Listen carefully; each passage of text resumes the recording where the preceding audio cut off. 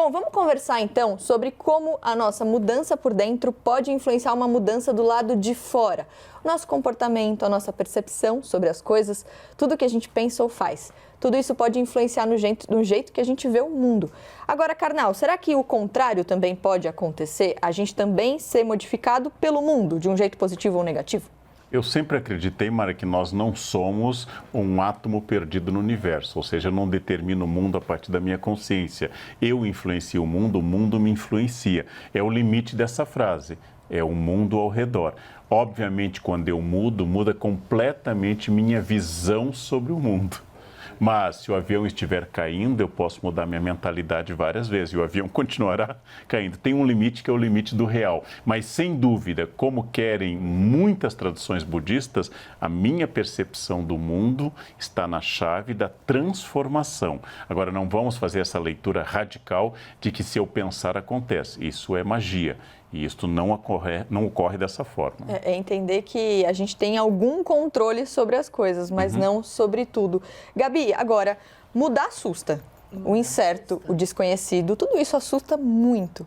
Como olhar para a mudança com menos medo, digamos assim? Tendo consciência de que a gente está sujeito à mudança mesmo que a gente não queira.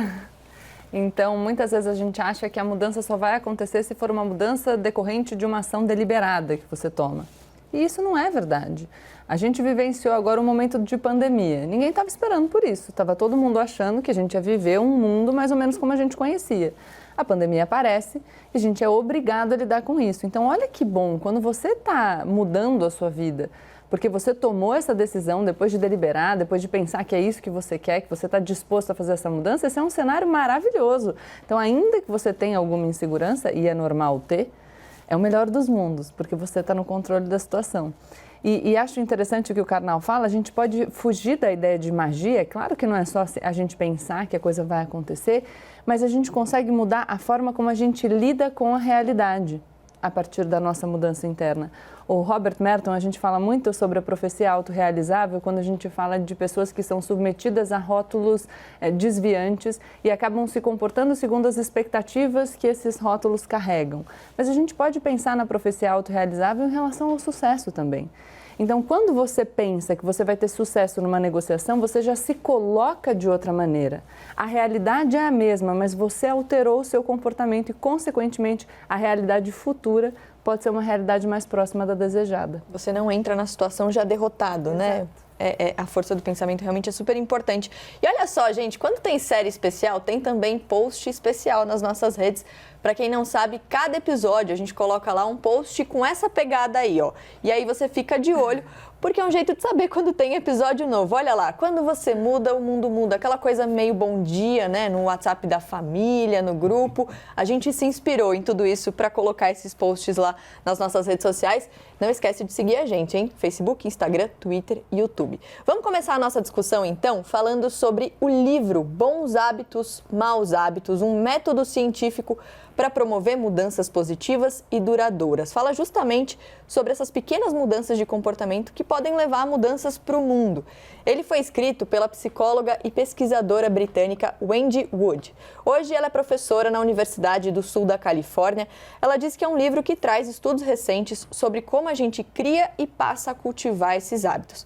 Além disso, explica também como aplicar os resultados dessas pesquisas na nossa vida. E a gente conversou, então, com a Wendy Wood, a nossa produção foi atrás dela e a gente perguntou para ela se, de fato, quando a gente muda os nossos hábitos, isso pode ter impacto no mundo. Olha só. As pessoas têm muitas perguntas sobre hábitos.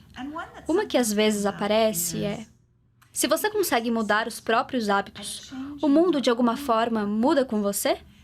E a resposta é sim, porque a sua experiência de mundo muda. And the answer is yes, it does, because your experience of the world changes.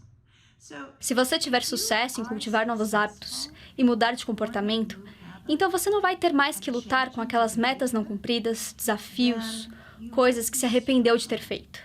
E você vai ser mais feliz e mais capaz de cumprir suas metas, simplesmente porque você criou os hábitos certos.